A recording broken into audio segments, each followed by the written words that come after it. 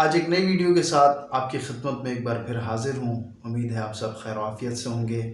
آج جمعۃ المبارک کا بابرکت دن ہے اور اسی مناسبت سے انشاءاللہ چند ایک روایات آپ کی خدمت میں عرض کرتا ہوں۔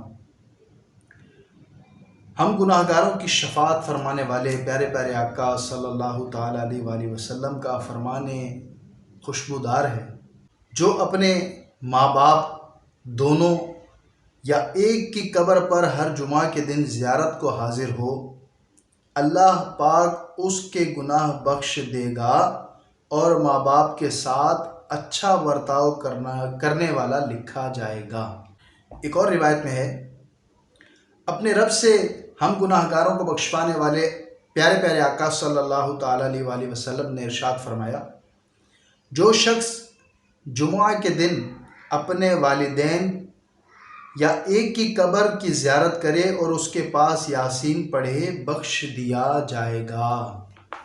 رحمت کونین صلی اللہ تعالیٰ علیہ وآلہ وسلم کا فرمان عالی شان ہے، جو ہر جمعہ والدین یا ایک کی زیارت قبر کر کے وہاں یاسین پڑھے،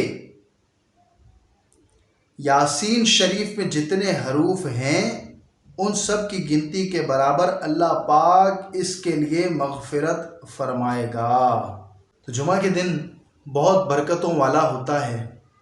جمعہ کی ایک ایک گھڑی، ایک ایک لمحہ بہت قیمتی ہے، اسے ہرگز غفلت میں نہیں گزارنا چاہیے۔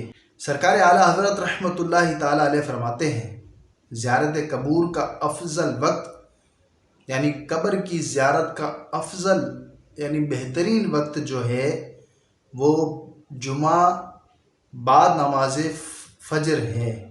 حضرت سیدنا ابو سعید خدری رضی اللہ تعالی عنہ سے مروی ہے، حضور سراپا نور صلی اللہ تعالی علیہ وآلہ وسلم کا فرمان نور علی نور ہے، جو شخص جمعہ کے دن سورہ کہف پڑھے اس کے لیے دونوں جمعوں کے درمیان نور روشن ہوگا۔ ایک روایت میں ہے، جو سورہ کہف شب جمعہ یعنی جمعرات اور جمعہ کی درمیانی شب پڑھے اس کے لیے وہاں سے کعبے تک نور ہوگا۔ تو بہت ہی برکتوں والا دن ہے۔ اچھا، ایک اور دو لمحات ایسے ہیں جمعہ کے دن، دو گھڑیاں ایسی آتی ہیں کہ جس میں قبولیت دعا کے لمحات ہوتے ہیں۔ ایک تو دو خطبوں کے دوران، دو خطبوں کے درمیان جو گیپ آتا ہے اس میں، اور ایک جو ہے وہ عصر اور مغرب کے درمیان سورج غروب ہونے سے 20 منٹ پہلے کا جو وقت ہے۔ احادیث میں یہ قبولیت دعا کے لمحات بتائے گئے ہیں۔ یہ بہت برکتوں والے لمحات ہوتے ہیں۔ ان لمحات میں اپنے لیے بھی دعا کیجیے گا اور مجھ گناہ گار کے لیے بھی خصوصی دعا کیجیے گا۔ امید ہے آج کی ویڈیو آپ کو پسند آئی ہوگی۔ انشاءاللہ آئندہ نئی ویڈیو کے ساتھ دوبارہ آپ کی خدمت میں حاضر ہوں گے۔ تب تک کے لیے فی امان اللہ، دعاؤں میں یاد رکھیے گا۔